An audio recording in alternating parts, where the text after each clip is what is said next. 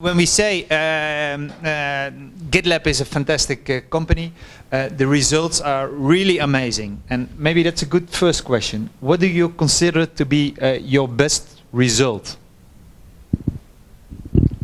We run the company on revenue, and in January we hope to pass 100 million ARR, so $100 million of recurring revenue.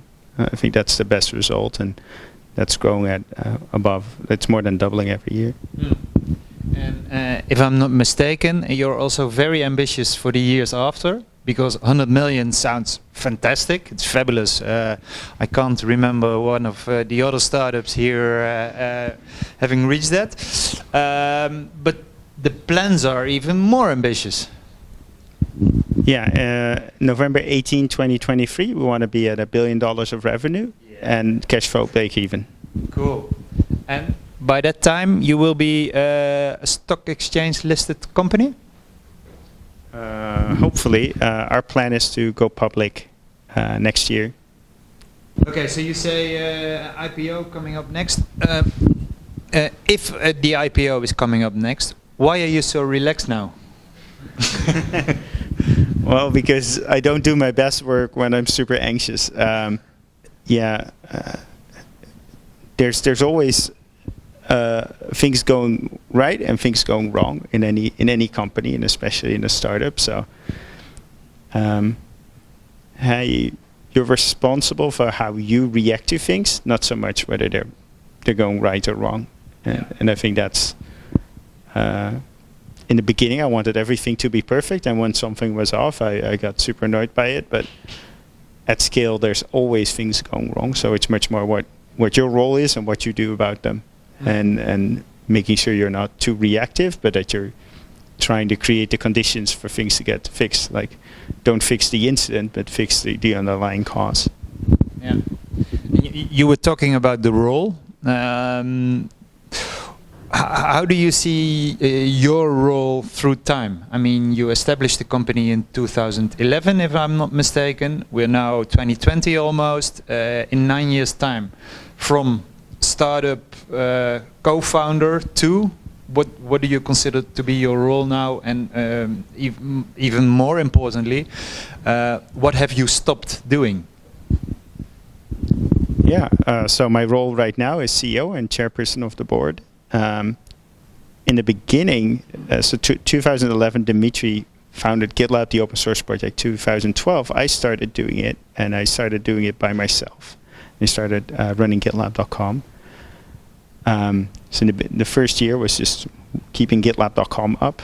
And the year after, I hired Dimitri, and we started having like enterprise customers. So it was basically 2013 to 2015. Was 2 years of bootstrapping, trying to do a lot with very little, trying to grow business.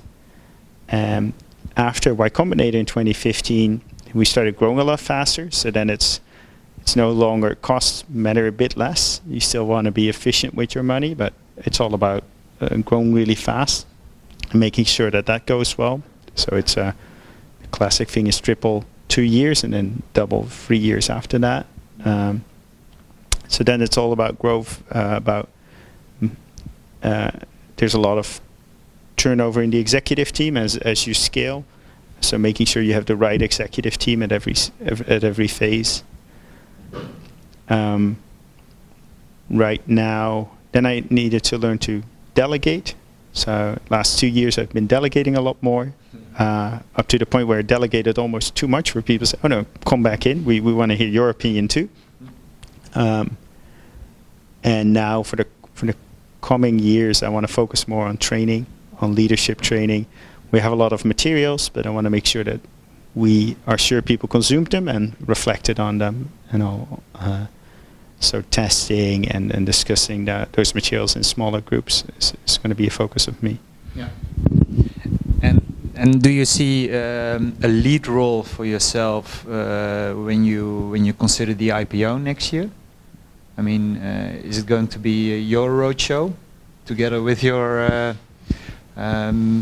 Maybe you are going to employ new people in the team to help you out in it. Anything you can say? Yeah, for sure. Well, it's going to be the GitLab Roadshow, and I still hope to be CEO at that time. And we'll have a lot of people involved, including our Senior Director of Investor Relations, our CFO, and many, many other people at the company who will help. And our Chief Legal Officer. It's also very important. Like the going public process, she's a very important part of that. So, yeah, obviously anything like that is a team effort. Okay. When I did my homework and when I googled GitLab, I noticed that the Ukraine considers GitLab to be their unicorn. Well, we in the Netherlands consider you to be our unicorn, and most probably United States also considers you to be their unicorn. How do you deal with that? We don't tell people in Ukraine about UtrechtInc. And vice versa. Okay, yeah, okay. It's good marketing, good marketing. One of the great achievements is as well the number of people that you have been, that are working for you now. You told me earlier this morning that it's 1,100 people. And you have the culture of remote teams. Can you maybe elaborate on that? Why remote teams? Why not one big building, all people together and code like hell? Yeah, so this year we grow from 400 to 1,100 people, which is a lot for a single year. And I think we've had it easier because we're all remote. We don't have any offices.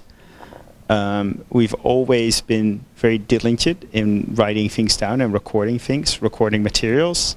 And that's, as you scale, that pays off. If you have a good concept of what a job family is, what the performance indicators are, if you have a good onboarding where people can get all the relevant materials, as you onboard a ton of new people, that just saves thousands and tens of thousands of questions that people would otherwise ask, or even worse, not ask. So it's been having that culture of working asynchronous and recording things has been super helpful as we scale. Okay. And when you say recording things, it is even public information or not? If you Google on some of the documents, we can find it back. Yeah. Yeah. A lot of the materials we have are public. So if you Google GitLab Handbook, you'll find over 3,000 pages, including our strategy, our OKRs, and many other things that other companies consider secret. Not every single thing is public. If you Google GitLab not public, you'll find a list of those things. What is not public. But we strive to make as much public as possible, and it's helped a lot. The initial reason was to make sure that the wider community around GitLab can build sympathy for GitLab by knowing what we are about. But it's also helped build our talent brand, and it just helped ourselves. Like if it's public, it's just easier to find even for people inside the company. Yeah. Okay, with regard to the people that you employed, what we notice here at UtrechtInc, early stage startups, that it's A, difficult to find the right people, but that's a common challenge, but B as well, how are we going to reward those people? Or with other words, there is no cash on the bank, how can we pay cash to the employees? How did you manage that struggle in the beginning? Yeah, like many startups in the beginning, you pay a bit less than you pay later on. You give out more options, so the people have a bigger stake in the company if they start early than later. And some people are attracted to those very early phases of a growth startup. There's a lot of enthusiasm. The roles, there's a lot of opportunity for growth, and the roles are very diverse. Or the scope of a certain role is very wide. As you get bigger, you got to make sure your compensation is on point. We want to pay at or above market, and we've invested a lot of time to make a good calculator. So if you look at our global compensation calculator, for hundreds of roles in more than 200 locations, you can find out exactly what we offer in base salary, in bonus, in stock options. Oh, wow. So you're still paying stock options? Yes. As part of the total reward system? Yeah, every single person has stock options. Yeah. And the employees that you had on board in the beginning, are they still part of your company? In terms of retention, are they still there? Yeah. We got great retention. We have not had a phase where early people leave the company. I think we've done a great job at career planning, especially for engineering. For example, the first employee ever, Martin, who was living in Serbia at the time, now in Amsterdam, he just got a promotion to director level. So we're able to retain 85% of the people year over year, which is almost twice as good as our what is normally in our sector. And the stock options helped in achieving that retention goal?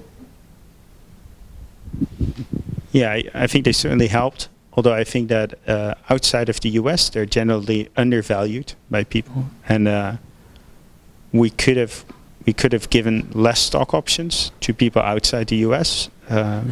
We intentionally did not, because we didn't want. We want a certain type of equality when we would go public, that we treat people around the world the same.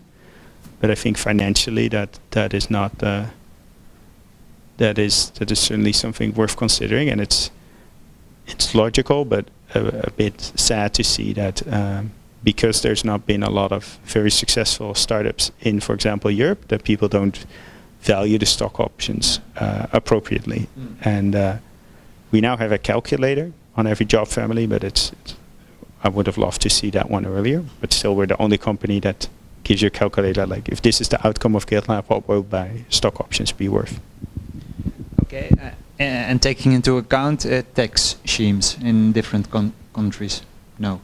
No. Yeah. No. Okay. That is. We're not in the business of. No, I agree. Yeah. Okay. Any questions so far? Yeah. Yeah. So you mentioned next year will be more about training your employees and so forth. What about yourself? Who has helped you with all the different things and the transition of the CEO from the past to the CEO that you are today? A lot of that comes from your executives. So they've always been pretty frank in their feedback. Luckily, where directness is something we appreciate in the company. And that happens. I've always also had a CEO coach for a very long time. Different ones over time for different stages of the company. But commonly find them through board members. So if you're a VC-funded startup, your board members are probably your best bet to find a good coach. Also, the board members themselves provide feedback, but that's important. They're your boss, so don't treat them as a coach, but they've been super helpful. Okay, I saw one more finger. Yeah, sorry. So if you could write an email to yourself in 2012, what would the subject line be?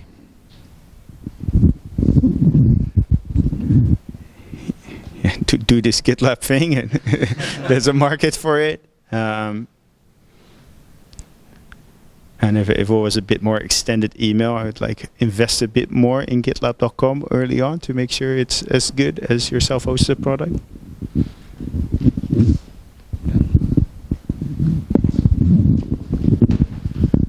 You started hiring remote people very early, right? Multiple years ago.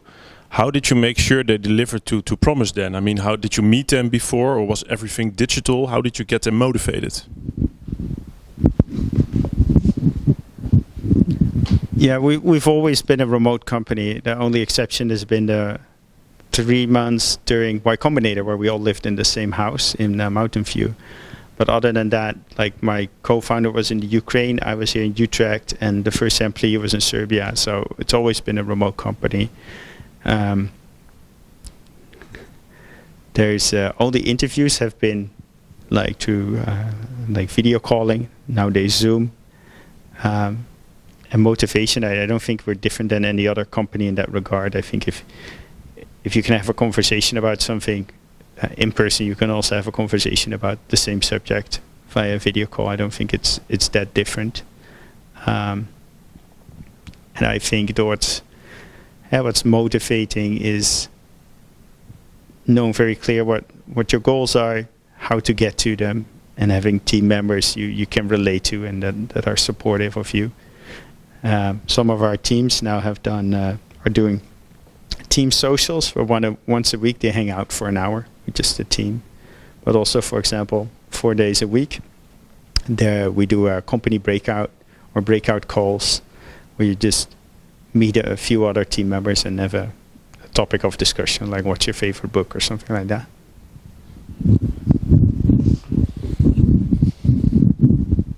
You mentioned Y Combinator, kind of an uncomfortable point here, but obviously, let's say there is a very different growth trajectory between Europe and the Valley and US, and with respect to funding and with respect to VC. And what would be your suggestion for a startup that, let's say, aspire to a very high growth, let's say, a very fast trajectory? Yeah, if you want to grow your company to like $1 billion of valuation or over, I think the Valley is the place to be. The flip side of that is also true. If that is not your aspiration, you shouldn't be there. We got into YC, there were 113 companies, and he said there's 113 companies here. 3 of you are going to be $1 billion company. If we knew which 3 that would be, there would be 3 companies here. So like, don't go there if you don't have that ambition. I think for us, what's we've learned to iterate. So there's 2 weekly sessions where you talk about one sentence what your company is, because it kind of changes, and then what you achieved the last 2 weeks and what you're going to achieve the next 2 weeks. And it was just, our peers were going so much faster than us. It was just mind-boggling. We thought we were fast and everything else, but we were very slow compared to them. So that night we drove back and said, okay, we have a 3-month plan, and we're going to do it in the next 2 weeks. Obviously, we couldn't do everything, but we just do the things that we did them as scrappy and as simple as possible, but get things out the door. And that's where like our iteration value comes from. And the saying is a bit like when you leave there, every company is on a trajectory to be a great company. It's just if you keep that focus and that iteration going. That's why iteration is one of our 6 top values.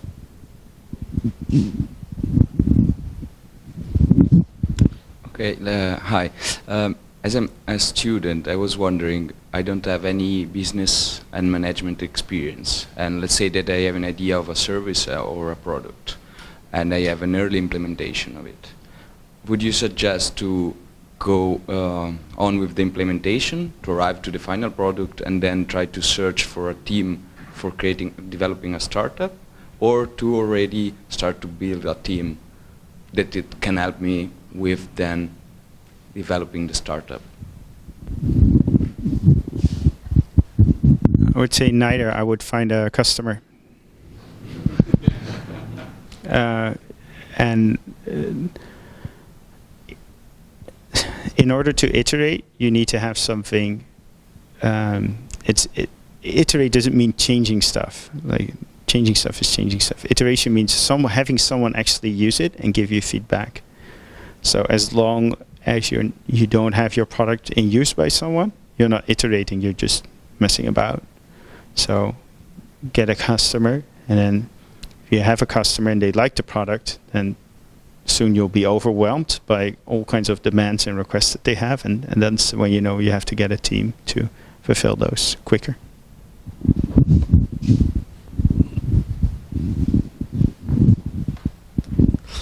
Hi, it's a bit of a rude question, but have you ever thought have you ever thought about stepping down because of the changing role you needed to take on in the company? That's a polite question. Yeah, I don't think that's rude at all. Yeah, for sure. Hey, you always wonder whether you're still the right person. I've never seriously considered stepping down. For a while, I was really afraid of getting fired because as the company matures, you have to learn all these new skills, and you're not immediately very proficient at them. And it was kind of nice, like when we, the goal was kind of to become a unicorn, get that $1 billion valuation. After that, I was like, well, even if I get fired now, it would have been, I'm very proud of what we achieved so far. And that made it, so I became much more relaxed about it, which allowed me to accept feedback from my reports, like you should delegate more and things like that. And because you're accepting of feedback, you actually are able to improve much faster. And so I'm still here. But what's very important that you hire good board members who are not afraid to replace you when that is necessary. So great board member interview question. Tell me about the time you had to replace a CEO. You're all like, oh shit, what didn't know. Yeah, don't be afraid to be fired. Yeah, I think it's not nice if you get fired too early. So there is a sense where we should be afraid, but at a certain point you can be like, okay, well, it's good enough, and it's a bit like you're in extra time. Like the extra time might last very long, but it's all good. Can I ask a really rude question? And you don't need to answer, but how does it feel now that you're part of the Quote 500? I'm not sure I'm part of the Quote 500 yet, but it's a weird feeling. Like you're likely to have more money than you can ever spend in a useful way. The nice thing is I love startups a lot, so I'm now investing in startups, and it's kind of cool to be able to enable other startups as well. That's a great feeling. And it's we are very frugal people, or we used to be, me and my wife, and I once remember hearing about a friend who shopped at eye level in the supermarket, and we thought that was a very wasteful thing, because you know the good stuff is at the bottom. And it's just really weird to now you have to optimize again, but on very different things. Like time is now everything. Anywhere you can save time is important, and that's very counterintuitive, but we're getting better at it. Yeah. Cool. We haven't really spoken about company valuation, because you're a unicorn now, and I believe if I follow the latest figures, valuation is now going close to $3 billion. Yeah. Yeah. That's tremendous. But that doesn't happen from moment 0 to moment 1. So you've had several funding, several investment rounds. You're now close to an IPO. That must have given you a lot of stress, because money means money on your bank account, means money to burn, means running a company. How do you look when you look back? How do you look at that? I think money is like toilet paper. It's a problem when it's not there. It's not necessarily a problem if you have too much of it. The risk is that you start spending it and that you run out of money sooner than it is necessary. I don't think we've ever done that. like we've always kind of just lived by our financial models. So we take our financial models and just that is the plan, and we've always come in underspending almost every year that I'm aware of. So don't spend more than necessary. Stick to your model. Don't increase burn because you can.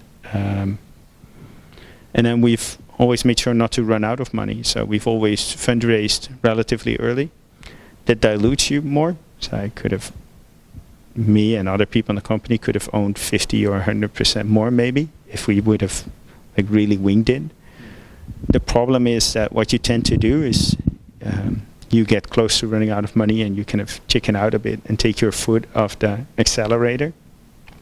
And because we've never done that, we're always able to go at full speed, and that builds a certain intuition in the company. Like if you suddenly stop hiring and then start hiring again, it takes almost a year to get back up to that old speed. And because we never had to do that, it's a very nice trajectory. And in the end, that more than kind of doubles the valuation to the other scenario in our mind. So and it's also like many of our investors are diversified. We are not. So we like to reduce risk as much as we can as team members in the company. Okay. Yeah. Another question that I would like to ask you. Your competitor GitHub was acquired by Microsoft 2 years ago, if I'm not mistaken. Yep. That was, I suppose, very fortunate for you because and it raised the value of your company a bit as well. Many customers took the leap towards your platform. I would say there was an exit for GitHub. What kind of exits are there for your company? Yeah, we like to talk about a liquidity event instead, which is not the end of the road, but it's getting investors the opportunity to kind of cash out their position and getting people who get opportunity to cash out. If you accept VC investment, the only two liquidity events are being acquired or becoming a public company, and that's why in 2015 we set the goal of becoming a public company in 2020, and so far we're still on track for that. But that is not an exit. It's not the end of the company. The company will go on, and we hope that in hindsight it will be like graduating from high school, a great day, but not the biggest thing we achieve in life. No. When we spoke earlier, you mentioned that you had the opportunity in the past to sell your company for a big figure that would have made you happy and would have definitely been a life enabler. But you haven't done that. When your company was based in the Netherlands, or instead of being based in Silicon Valley, would you have considered selling your company? Well, I was based in the Netherlands at that time. It was 2014. We were offered $10 million, and it was owned just by me and Dimitri. And my accountant said, you should sell because you will never have to work again. And then I told my accountant I really like working. And I sent a single sentence to my co-founder, and he sent a single word back. It was we were aligned that we thought we could do better than that. And the word was no. No, I think it was like, hey, we got an offer for 10 million, but I don't think we should take it, and I assume you agree. And he said back, yes, I do, or yes. Cool. Any questions? Please, you go first. I had a question about the early days of starting GitHub, so around 2012, when you started getting the enterprise customers. Because how did you approach them and convince them to use your product instead of, for example, GitHub? Yeah, thanks for the question. The early enterprise customers, they found us. We didn't find them. So that's the power of open source. We had a Fortune 1 company that was using GitLab internally, and And we were like super surprised because like, dude, you know how janky it is? Like you shouldn't be doing this, was almost our feeling. But they did, and they knew the state of it, but they also knew because it was open source, they had a lot of control, and they could fix things if things were wrong, and that enabled them to have the trust to use something open source. And many of the best companies have a preference for open source these days because they have more control. They know the speed of innovation is faster. They know they have options. If the company behind the product does something wrong, it's likely to get forked and something else happens. So they prefer open source, and that was kind of the enabler for GitLab. I still remember. So I had to. That company was like, "Oh, can we buy support or licenses or things?" And we had a few proprietary features at the time, and I quoted them $1,500, and he said, "Deal." And I was like, "Oh, it was too low." And afterwards, they told me, "Yeah, we had reserved like tens of thousands of dollars for that." And the company required me to take out insurance for when I visited them if I would break things that I was insured, and only that was more than $1,500. So we lost some money on that deal. Also, we did two engineering years of work for them. But luckily, everything they requested turned out to be things that other customers appreciated as well.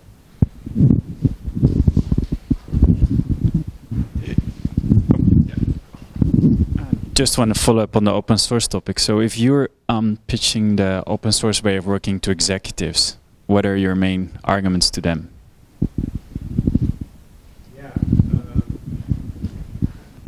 Sorry. So we're rarely pitching open source to executives. If we're pitching to an executive, we tend to highlight the features of our top plan, which is aimed at executives.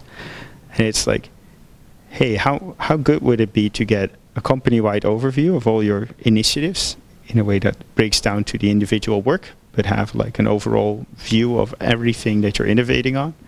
How good would it be that all the security measures you have, all the static and dynamic analysis, and all of the dependency and container scanning, you can see of every single project in your company, when they last did it, what the status is, how long it takes them to follow up on things. They're like, yeah, we've been trying that for a very long time. We can't get that. And how good would it be if you, instead of taking days or weeks to deploy something, it takes hours or minutes, because you don't have to go to 10 different applications. You're like, well, that sounds great if it actually works. And then we say, well, you're already using it. There's already teams here that use it, so let's do a formal proof of concept.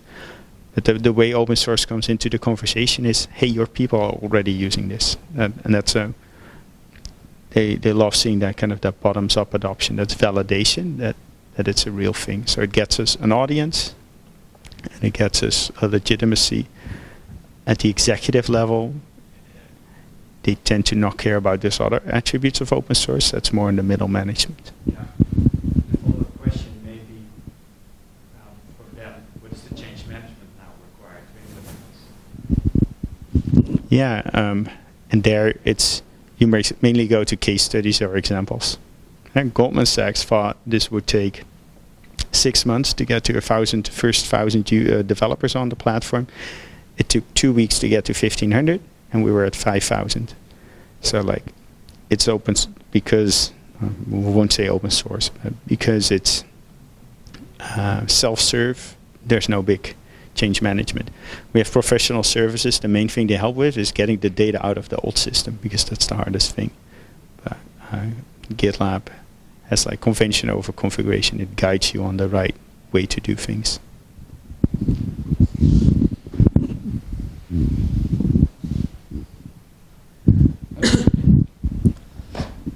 Who was your role model when you started, and who is your role model now?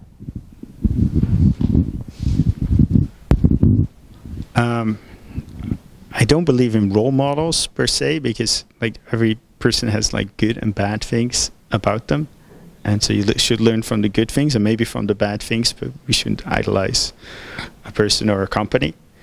I think when I came to the Valley, there was we were kind of in universal awe of Elon Musk doing both rocket ships and electric cars at the same time, which is just insane. In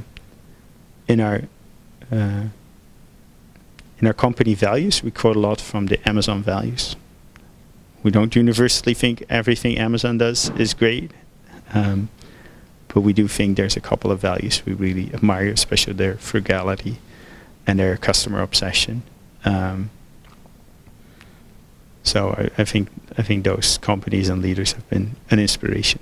Not saying everything they do is great, but certainly a lot we can learn from. That rings a bell to me for another question. Is there kind of a CEO network in the Valley? With other words, can you call Jeff Bezos? Can you call Elon Musk? All those guys? Do you meet each other from time to time? There are different network events. I've never met either of those. And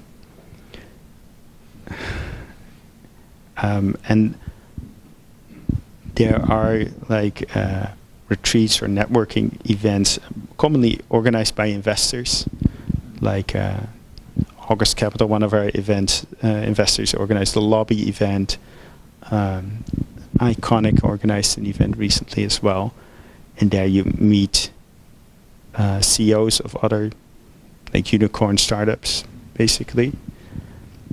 I think if you want, you can get an audience with almost everyone, even if you're not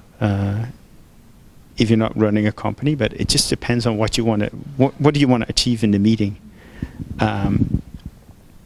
One of the highlights for me was meeting Bill Gates at a certain point. My favorite book is a Douglas Adams book called Microserves. And when I was younger, I'm over 40 now, or I'm 40 now. Microsoft was everything. So meeting Bill Gates was a highlight. So yeah, if you have something, if you want to meet those people for a purpose, you can probably get an audience. But I don't have a lot to add to them. It's a pretty cool and decent Dutch honesty, in a way.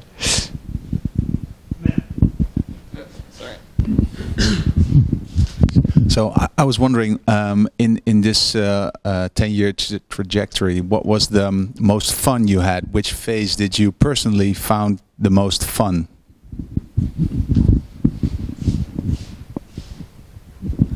I think currently is the most fun. Fun is a hard word. In the beginning, it's more intense. The ups and downs are bigger, and and the self-doubt and the doubt, like whether the company's going to make it, is much bigger. Right now, you're more on a steady trajectory where the ups and downs are less, and it's still very interesting. So I think if we use the fun word, it's called today most fun. And I was thinking about your answer. I forgot in my Dutch modesty to brag about who I did meet. I really loved meeting Patrick Collison. We share a passion for macroeconomics and charter cities, so that was fun to have dinner together. Macroeconomics, yeah, and that's we admire economists like Tyler Cowen from Marginal Revolution, and blogs like Overcoming Bias, and there's a lot of very interesting macroeconomics things, and I think it could have, applying that better, could have a big impact on the world. The insights of your preference from macroeconomics and the time you invest in reading those blogs, you translate that to your company as well, one way or another? A bit, but also I think there's movements like the Charter Cities Institute. It's it's a charity aimed at making sure there's new great cities. We've had cities like Shanghai and Singapore and Dubai that created enormous wealth in their countries, and the question is like, why not make more of those kind of cities? So there's a movement to try to achieve that, and I'm a major donor to the Charter Cities Institute. For example, Karen, my wife's visited New City in Zambia and try to get that movement off the ground there as well. So I think there's things we can change in rules and regulations and how we think about progress that could be super beneficial. Very nice, very nice. When I look at the watch, we are close to 2 o'clock. Maybe a last recommendation to the group, if any?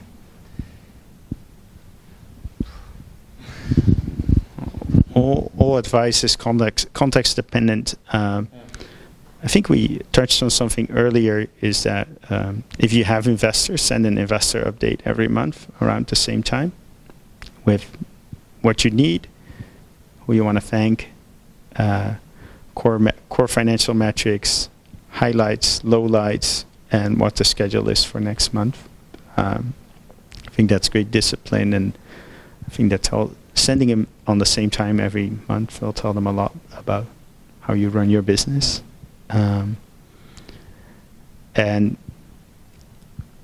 I think iteration has been our great discovery and still our toughest value. I do iteration office hours at GitLab, where we always try to reduce the scope of what we're doing. Can we create some kind of value by just taking less time?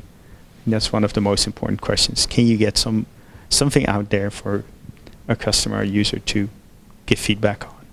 Because anytime you can take a smaller step, you'll get better feedback afterwards. So you can take many small steps instead of one giant leap that might be very much off the mark, and also you don't have any momentum in the intermediate. By sending an email, hey guys, I'm in the Netherlands and would be open to come over for a cup of coffee.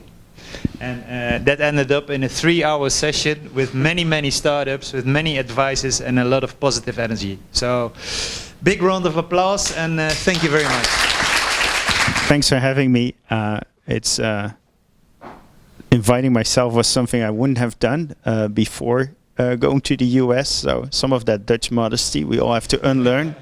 So I recommend everyone does that. Pitch your startup like it's going to conquer the world, because that's the only way it has a shot at doing so. And I love startups, so it's been a treat being here and meeting other startups. Thank you for having me.